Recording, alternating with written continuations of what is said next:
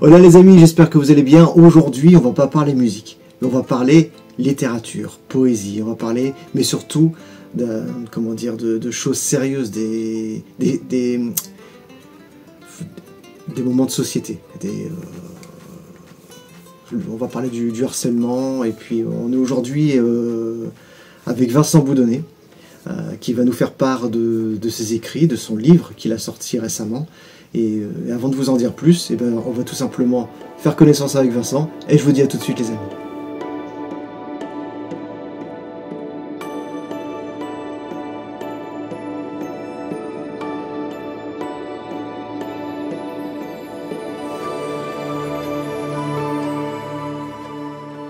Bonjour Vincent, donc merci à toi de me recevoir pour cette interview. Ça fait vraiment plaisir.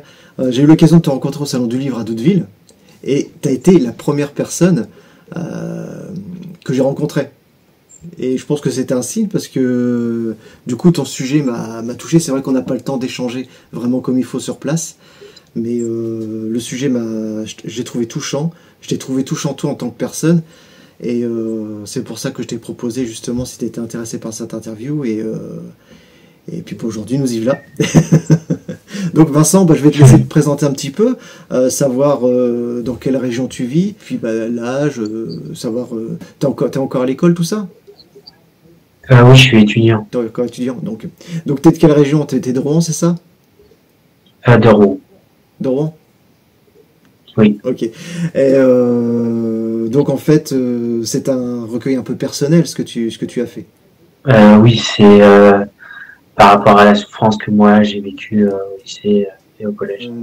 D'accord. Je voulais savoir à quel moment, donc en fait dans ta jeunesse, à quel moment t'as senti ces premiers, comment dire, à quel moment tu t'es dit tiens c'est du harcèlement ce qu'on fait, est-ce qu'il y a eu un déclic, quelque chose qui s'est révélé à toi et qui t'est dit enfin c'est pas normal ce que je vis. Collège. Collège. Et un peu primaire, mais principalement collège. Principalement collège. C'est vrai qu'en fait, je crois que c'est un peu général. Je crois que la période de l'école primaire, c'est une période où justement, vu que tous les enfants, en fait, on est à un âge... Bon, il y a quelques moqueries, quelques ceci, quelques cela, mais je pense que les choses se développent et prennent vraiment un impact important à partir du collège. C'est à partir de ce moment-là où tu as commencé à avoir la boule au ventre et puis à te dire il y a quelque chose de pas normal. Oui, parce que après j'ai eu des problèmes au niveau santé mentale, parce que j'avais du stress Bien et sûr. j'avais des pensées suicidaires, donc on voyait une psy. Et c'est la psy qui m'a aussi dit oui, ce que t'as c'est du harcèlement. Et c'est là que je me suis rendu compte aussi, oui, c'était du harcèlement. C'est toi qui as pris l'initiative de prendre rendez-vous avec un psychologue ou on t'a En conseillé? fait, j'en ai parlé, c'est ma mère qui m'a conseillé de prendre. Je pense que ça a dû être compliqué aussi pour ta maman de vivre cette situation. Oui. C'est toujours un contexte délicat. Voir son enfant dans la souffrance. Et c'est justement bien aujourd'hui que tu oses en parler. Parce qu'il y a énormément de jeunes ou moins jeunes, on va pas se mentir, qui vivent des moments de harcèlement. Ça peut être dans le milieu de l'école, ça peut être dans le milieu social, ça peut être au travail, ça peut être...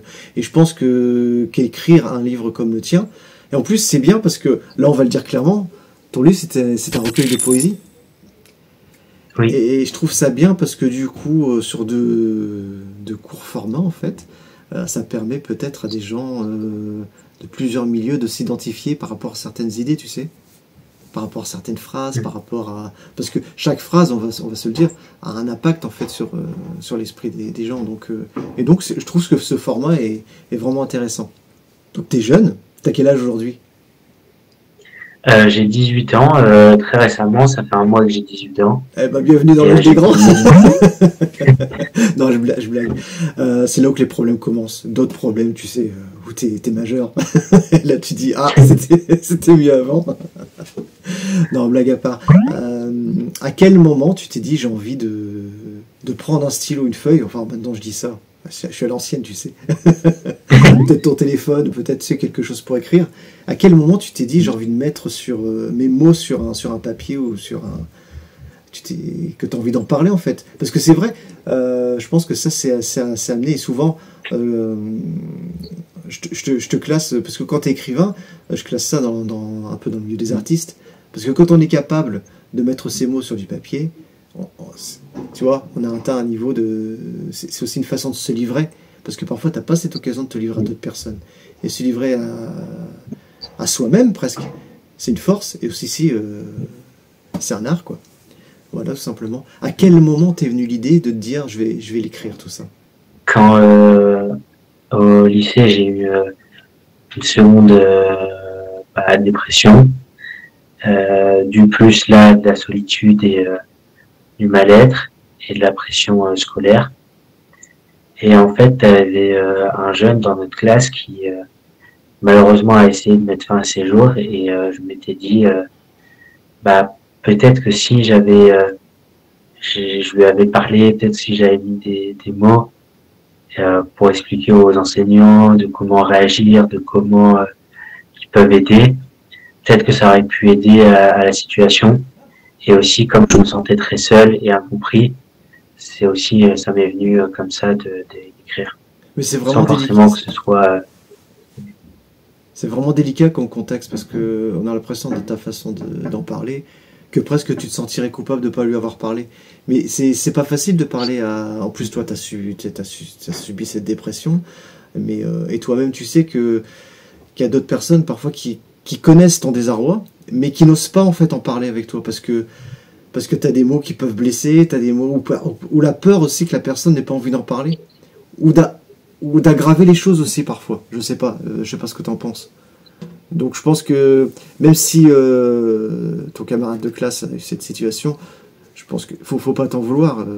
Maintenant, aujourd'hui, justement, peut-être que tu es encore en contact avec, et que le fait que t'en parles, ça peut l'aider aussi encore. Ah oui, c'est mon ami maintenant. Et est-ce que ça vous est arrivé justement de discuter entre vous? Parce que parfois, parler de problèmes qui sont un peu parallèles, c'est un petit peu... alors peut-être que le harcèlement est différent, hein, je sais pas, je connais pas le contexte, mais peut-être que ça vous rapproche, et justement ça permet de vous soutenir, et puis d'aller de l'avant tout simplement ensemble. Ça aide, ça, tu penses?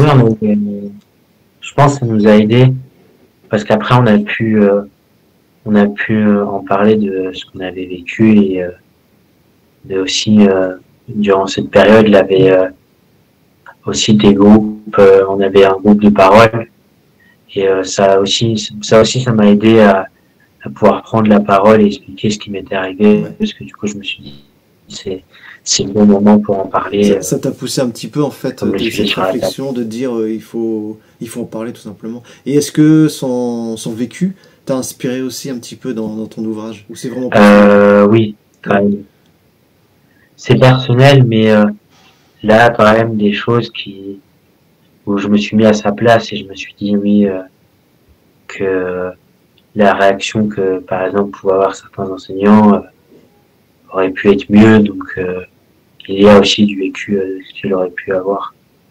Et est-ce que tu as cette sensation, en fait, tu sais, quand... Parce que je trouve que le harcèlement à l'école, j'ai l'impression que parfois, il y a une époque, c'était un petit peu normalisé, tu vois.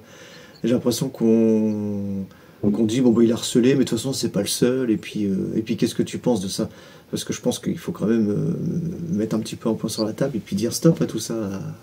Et donc, au niveau scolaire, je pense que au niveau de l'éducation, alors c'est pas évident, je sais qu'un professeur, moi j'ai vu des cas étant plus jeune, où tu avais des élèves qui se tapaient dessus, et si malheureusement, si le prof avait intervenu ou quoi que ce soit, automatiquement il y avait vengeance derrière. Mais aujourd'hui, les choses ont changé, elles ont évolué, et alors peut-être plus grave dans certains endroits, hein, ça va pas se mentir. Et tu penses qu'il y aura des solutions à aider justement à ce que les profs et les élèves puissent discuter, échanger ensemble, mettre en place peut-être des formats, tu sais, des sortes de réunions, des échanges. Je sais pas ce que tu en penses. Je pense que ça peut être une bonne idée, sans forcément que ce soit forcé. Oui, c'est ça, faut Mais lancer nous, des on en a idées. eu, et ça a beaucoup aidé pour les gens ont pu parler s'ils avaient eu du mal-être, s'ils en ressentaient à la suite de cet événement. Et comment ils pouvaient réagir, comment on pouvait les aider. Ça a vraiment aidé, je pense, la plupart des gens comme moi y compris. Et est-ce que tu penses qu'au niveau, par exemple, quand tu vois un psychologue, est-ce que ce psychologue est en contact avec tes professeurs ou pas? Parce que je pense qu'il y a justement ce truc à mettre en avant, c'est que la scolarité d'un enfant, quand il y a du harcèlement, elle est complètement impactée. Un enfant qui est harcelé ne peut pas venir à l'école serein et se dire bah, je vais avoir des bonnes notes. Donc c'est tout un avenir qui peut être complètement... Donc tu penses qu'il y a assez de contact entre eux ou c'est justement tout à faire? Je pense qu'il y a beaucoup à faire quand même parce que moi j'étais pas du tout en contact. Mais même aussi ce qui manque je pense c'est une psychologue qui soit au collège et qui puisse parler de certaines situations aux enseignants comme le harcèlement. Ça, je pense, ça pourrait aider. Ouais. Et donc toi, c'était que le collège ou c'est un petit peu continué après le lycée, tout ça? Je te demande pas exactement Hein? Excuse-moi. C'est pas continué au lycée, mais en fait au lycée j'étais souvent très délaissé. J'étais très seul au lycée. Tu t'étais peut-être un petit peu isolé par rapport à tout ça? Oui. Bon, je te demande pas après quel type de harcèlement t'as subi. Après, c'est délicat. Mais je pense qu'il faudrait mettre en place des cellules sociales, des cellules psychologiques plus exactement, pour pouvoir... et au sein des établissements scolaires, tout simplement. Moi, je pensais que dans les collèges et tout, parce que, bon, moi, je suis un petit peu la vieille école, je pensais que justement dans les collèges et tout ça, maintenant, il y avait des psychologues... Nous, on n'avait pas de psychologue. Du moins, dans mon collège, je l'avais pas. Écrire ce livre, ça t'a aidé justement à te sentir mieux. Alors, je vais pas dire guérir, parce que je pense qu'il reste toujours des blessures. Mais alors, est-ce que ces blessures aujourd'hui t'ont permis, enfin, est-ce que ça t'a permis de guérir? Est-ce que ça t'a permis de te solidifier, tu sais, peut-être être plus fort? Parce que c'est vrai, tu sais que c'est des preuves qui sont difficiles dans la vie, mais quand tu grandis, alors aujourd'hui tu as 18 ans, mais je pense que tout ça, c'est des caps qui peuvent... Alors, c'est soit tu pars en dépression et tu as les idées noires, malheureusement, mais soit tu t'en sers comme force. Et aujourd'hui, toi, comment tu te positionnes? Est-ce que tu penses que c'est quelque chose... Alors, c'était très dur, hein, je dis pas le contraire. Est-ce que tu penses que c'est quelque chose aujourd'hui où tu en es sorti, où tu arrives à t'en sortir, t'as guéri, ou c'est encore difficile? C'est compliqué tout ce que je dis, je parle de tu sais. J'arrive à m'en sortir de mieux en mieux. Il y a quand même certains moments qui restent compliqués par rapport à la scolarité. D'accord. Mais d'avoir écrit ce livre, ça m'a donné vraiment confiance en moi et de me dire que parce qu'en fait avant je pensais que aux notes et que à l'école et du coup d'écrire quelque chose à côté, ça m'a fait donner confiance de me dire là pas que ça, t'es aussi bon dans l'écriture, comme tu as pu réussir à écrire un livre et que en plus les retours sont plutôt positifs. Ouais, bien sûr. Donc ça m'a fait plaisir. C'est quand même une belle revanche quand même dans tout ça. Oui. Ouais. Moi, je pense que je suis pas le premier à te le dire, mais c'est bien, c'est vraiment bien. Et justement, alors la question qui me taraude depuis tout à l'heure, c'est que vu que t'es encore lycéen, ton entourage est au courant du livre. Comment il est perçu par les autres élèves, par les profs, par ta famille? Là, je vais être honnête. J'ai un peu caché la chose. Ah, ok. Parce qu'en fait, les enseignants, malheureusement, au lycée, en fait, ils n'ont pas été très compréhensifs par rapport à ma dépression et qu'ils n'ont pas été trop là. J'avais pas trop envie qu'ils profitent de ça pour dire qu'ils avaient été là. Mais j'en ai parlé à mes camarades, j'en ai donné certains de mes exemplaires à mes camarades qui m'ont dit que c'était bien, qu'ils étaient contents, et ils disaient que c'était une belle revanche aussi Bien sûr. Enfin, ils l'ont plutôt bien perçu, parce que comme eux, je leur avais expliqué ce qui m'était arrivé, ils étaient fiers et ils étaient contents que je puisse rebondir aussi vite. Parce que justement, dans ce recueil, alors, tu sais, je pense que la plupart des auteurs, quand ils ont envie de parler de quelque chose de personnel, ils écrivent un livre. Donc, tout simplement avec un titre, une histoire. Pourquoi des poèmes? en plus, c'était pas le style que je connaissais le plus, parce qu'à l'école, moi, je lisais beaucoup plus de romans. D'accord. Mais comme j'avais tendance à être très synthétique et que les poèmes que j'avais lus, par exemple en primaire, m'avaient énormément plu, et les noms des poètes, je trouvais ça très joli, un peu comme une chanson. Et je me suis dit, bah tiens, autant en faire un poème plutôt qu'un roman. J'avais pas la patience pour faire un roman C'est ou vrai, tu quelque t'es dit chose de ça va plus être long. trop long et puis... Mais c'est marrant que tu parles de ça parce que c'est vrai que les poèmes, en fait, c'est un petit peu la même façon d'écrire que quelqu'un qui va écrire une chanson. Tu t'es dit un jour je vais écrire une chanson là-dessus? Ouais, je m'étais dit ça. Des fois, je m'étais dit, tiens, ça pourrait faire une chanson. Je me suis dit, pourquoi pas. Bah écoute, et c'est que tu vois, c'est que en fait, je me suis pas trompé, je pense que tu as ce côté âme d'artiste, âme artistique, et je t'encourage vraiment à essayer. Alors après, je sais pas toi si tu chantes ou si tu as ton entourage qui... Mais écris, et essaie de l'écrire et tu vois où ça va. Donc malheureusement aujourd'hui, bah, le harcèlement c'est quelque chose qu'on a tout... Enfin, on l'a vécu, hein, on a tous des passages dans notre vie où on ressent ces choses-là.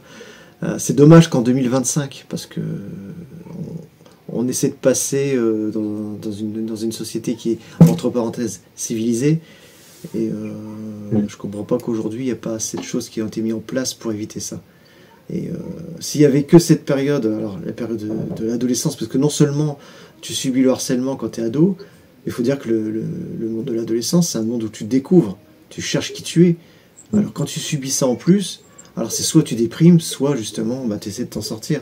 Et c'est fort, mais ce que je comprends pas, c'est qu'aujourd'hui, le harcèlement est continu. Il y a peut-être du mieux dans le milieu du travail, mais il y a beaucoup de personnes, j'entends des histoires autour de moi, qui ont été harcelées, soit pour une orientation qui n'est pas la bonne, soit enfin bon, tu vois, parce que là en fait le harcèlement vient toujours de ce problème parce que la personne qui te harcèle te sent différent de lui. Alors est-ce que toi tu perçois ça comment? Est-ce que c'est une personne qui a envie de se moquer? Est-ce que c'est une personne qui est jalouse? Est-ce que c'est une personne qui a peur de la différence? Parce qu'il y a plusieurs raisons en fait à une personne qui donne envie d'harceler une autre. Tu vois ça comment toi? Au début, j'en voulais beaucoup à ces personnages. Je me Bien disais sûr. juste, ils ont envie de faire du mal et que c'est comme ça. Maintenant, je pense plus qu'en fait, ils ont cette peur de la différence et aussi c'est peut-être cette peur que ça leur arrive et du coup, ils préfèrent taper un peu les premiers C'est ça pour se sentir plus plutôt fort. que Être plus fort avant pour s'en d'être affaibli peut-être. Donc, alors, de ce que j'ai pu lire, malheureusement j'ai pas acheté le livre, j'ai essayé de le trouver. Je trouve qu'on ressent quand même une souffrance par le regard des autres. Et puis bah, ce harcèlement scolaire qui t'a beaucoup marqué. Et est-ce que aujourd'hui t'es pressé parce que t'es encore lycéen? Est-ce qu'aujourd'hui tu ressens encore ce besoin justement de que l'école vivement que ce soit fini, que je passe à autre chose, ou ça va? euh, je vais être honnête, Oui, oui, bah oui. pendant le lycée, j'avais très hâte que l'université arrive. J'avais vraiment hâte, je comptais, j'étais là en mode oui, bon, là c'est bientôt Parcoursup, on fait ça, on fait ci, comme ça Tu on part comptais à le temps quoi. l'université, oui. Et maintenant, depuis que je viens juste d'arriver à l'université, je me dis là, il faut que je fasse avec. Mais c'est quand même mieux. Maintenant, c'est mieux, je compte moins le temps quand même. Ouais. C'est pas évident. Mais là, aujourd'hui, si tu arrives à être mieux, de toute façon, l'université, c'est un autre milieu complètement. Je te dis lycée depuis tout à l'heure, maintenant, tu as l'université. Toutes mes excuses. C'est Voilà. un autre milieu et je pense que c'est un autre regard, les gens les uns envers les autres. C'est plus studieux déjà. Donc, on met un peu de côté ce côté un peu enfant qui fait faire ou dire des bêtises qui peuvent être graves parfois. Euh, Bon, on a fait le tour par rapport à l'école. Est-ce qu'aujourd'hui tu penses que, parce que le harcèlement il est partout, est-ce que tu penses que les réseaux sociaux, parce que toi ton époque, vous avez été proche des réseaux sociaux, est-ce que ça a été quelque chose qui a pas eu d'incidence par rapport à tout ça, ou tu penses que les réseaux sociaux aussi ont pu être dangereux pour toi, ou peuvent l'être pour d'autres?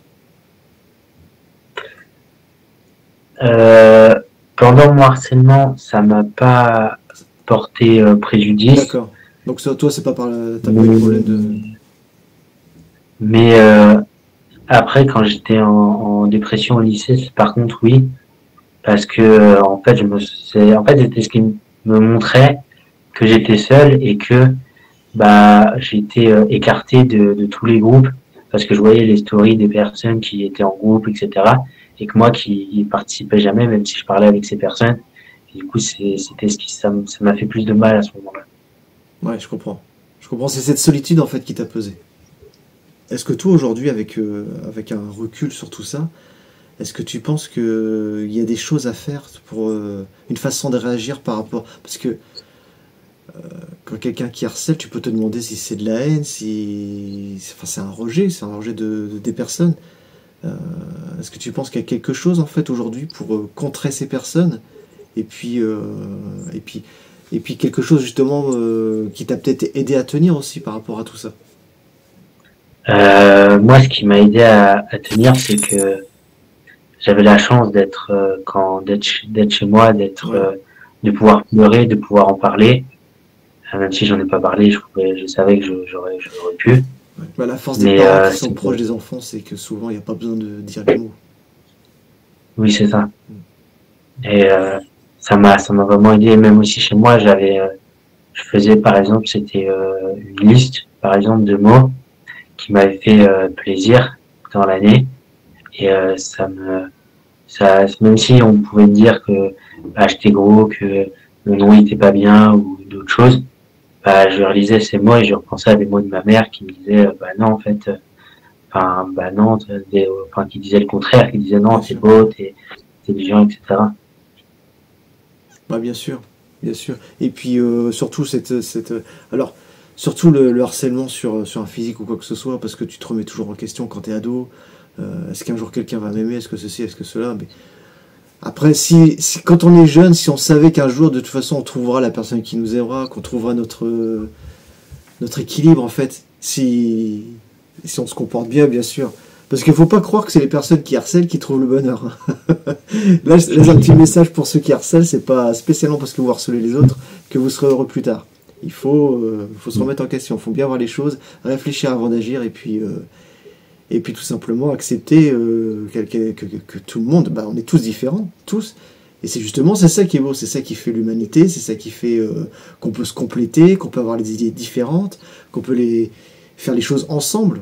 Parce que si on avançait tous de la même façon, je pense que le monde n'évoluerait pas. Et il faut pas avoir peur de quelqu'un qui est différent, quelqu'un qui pense différemment, quelqu'un qui... Enfin, je crois que c'est important. Et ça, mais bien sûr, quand on est jeune, alors il y a ceux qui veulent pas qui veulent pas le voir, et il y a ceux qui comprennent pas. Est-ce que tu penses que tu as quelque chose à dire pour essayer de les aider à se sentir mieux? Si admettons certaines personnes qui souffrent d'un mot et qui écoutent tes paroles et qui se disent bah justement ces paroles pourraient peut-être les aider à se dire demain sera mieux, je vais aller de l'avant et puis je vais faire face à tous ces problèmes. Moi, quelque chose que je me disais quand ça allait vraiment pas bien, après, c'était un peu négatif, mais c'est ce qui m'a aidé après sur le long terme. Je me disais, enfin, peut-être ça n'a rien à voir avec le sujet, mais c'était, tu passes aujourd'hui, mais tu verras demain. Ouais. Et chaque jour, je me disais ça. C'était dur, mais de me dire ça à chaque fois, C'est dur et ce le que tu dis. lendemain, c'est dur.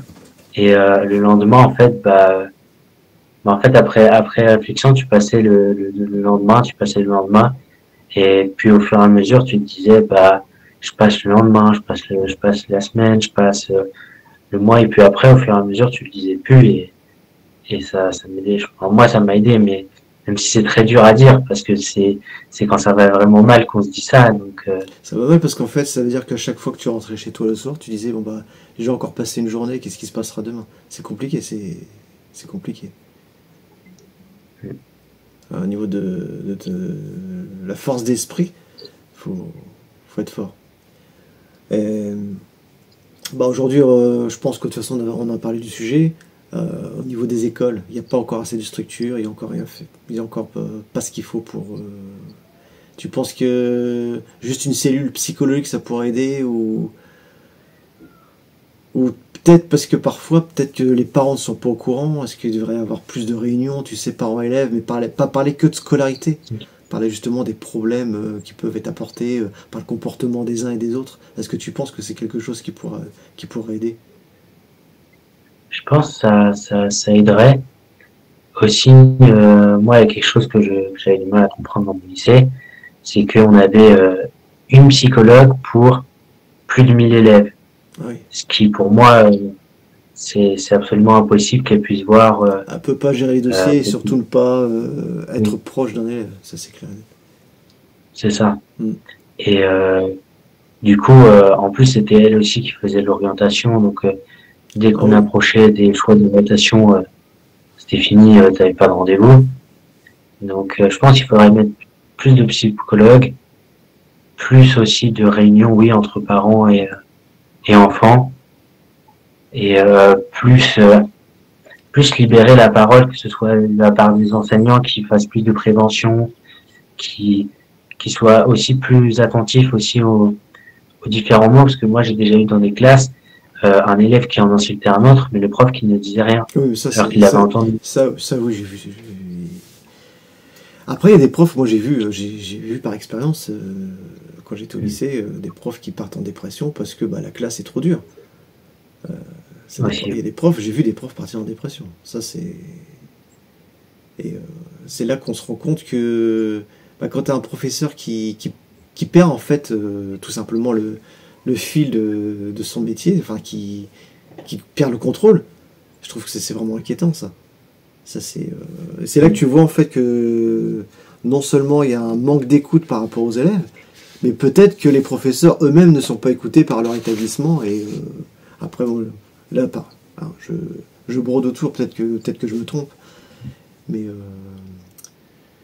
la psychologie, elle est très... Et justement, j'invite aujourd'hui, je pense que...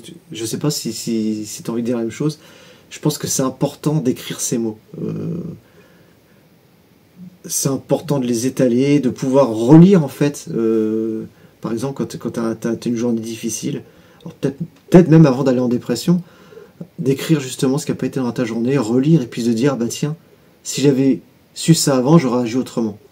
Et puis aussi, je pense que là-dessus, tu vas être d'accord, je pense que quand on est ado, on a l'impression de se sentir coupable aussi, quand on est harcelé. On dit pourquoi.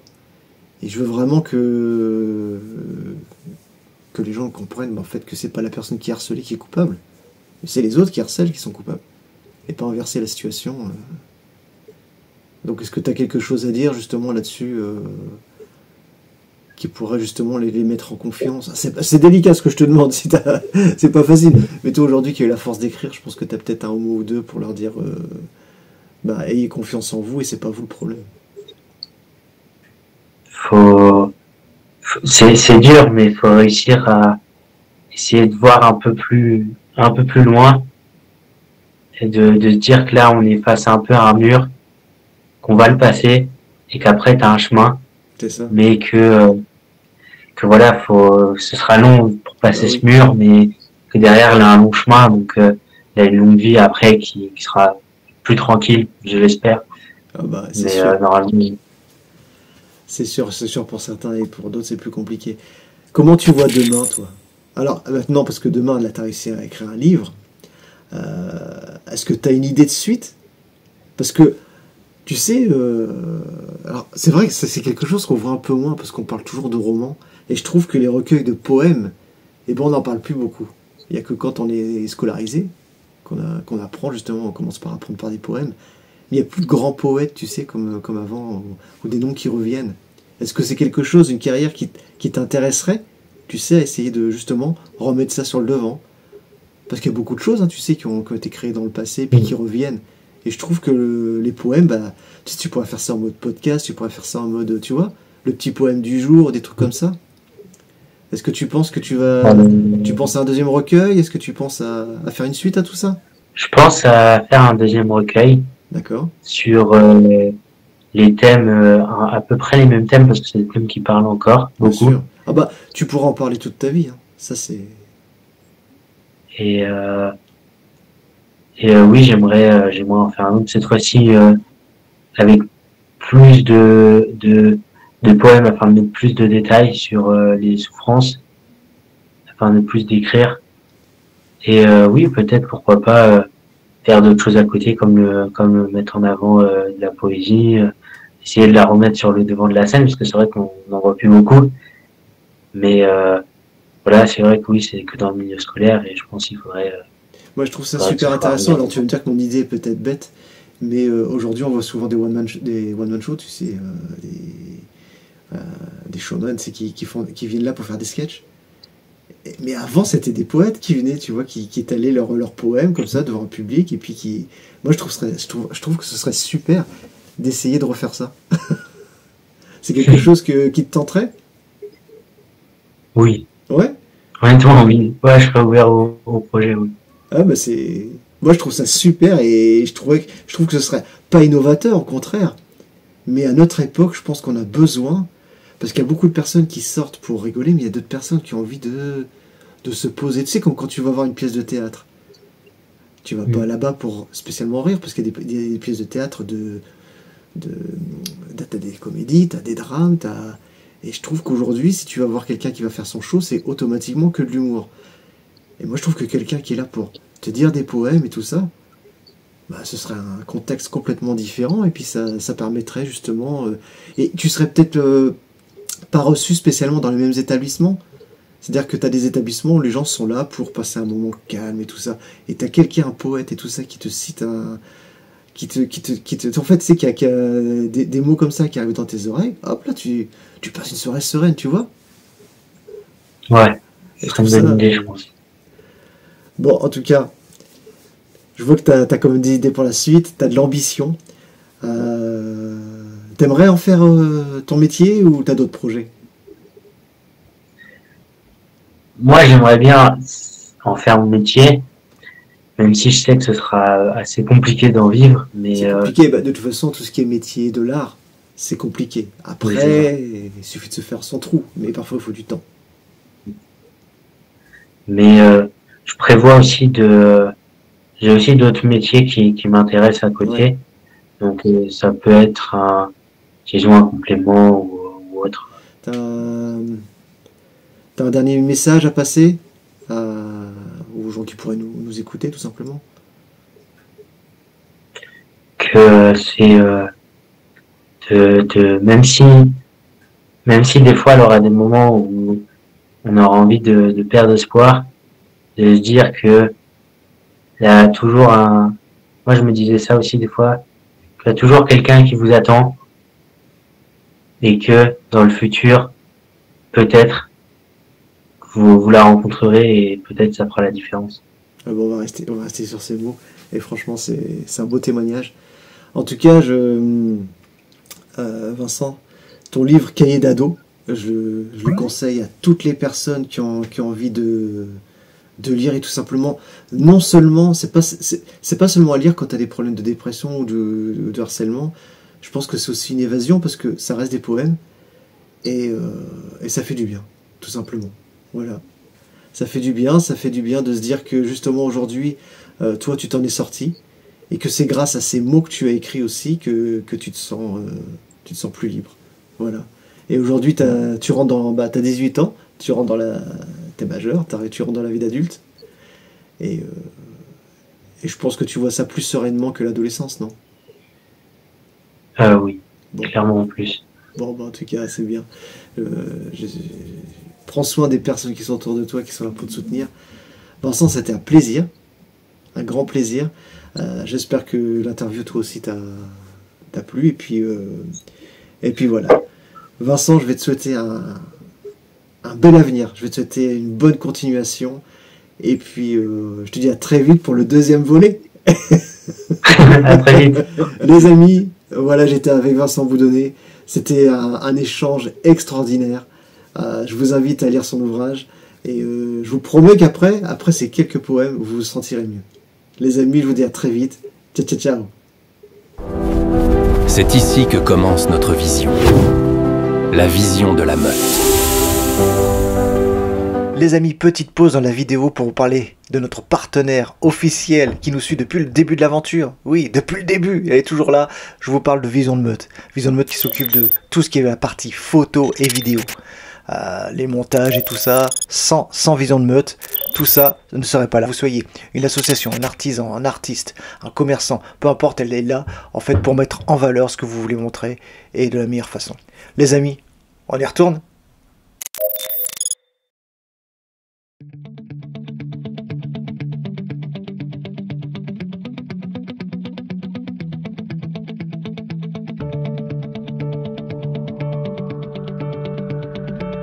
Il doit avoir quelque chose et j'en ai parlé à ma mère parce que du coup j'avais de nombreuses absences. Attends, est-ce que j'ai tremblé là? Ah, c'est pas vrai, j'y crois pas. Normalement c'était fini, ils sont en train de... C'est chez moi qui perce. Ah. J'espère que c'est fini. Non, ils démontaient l'échafaudage, c'était fini ce matin. Parce que je suis en travaux chez moi. Donc on va recommencer, excuse-moi. Donc oui, donc, à quel moment en fait tu t'es senti harcelé? C'est pas vrai, ah, j'y crois pas, sérieux. Normalement ils ont fini, je comprends pas. Oh là là là là là là. Décidément on n'a pas de chance.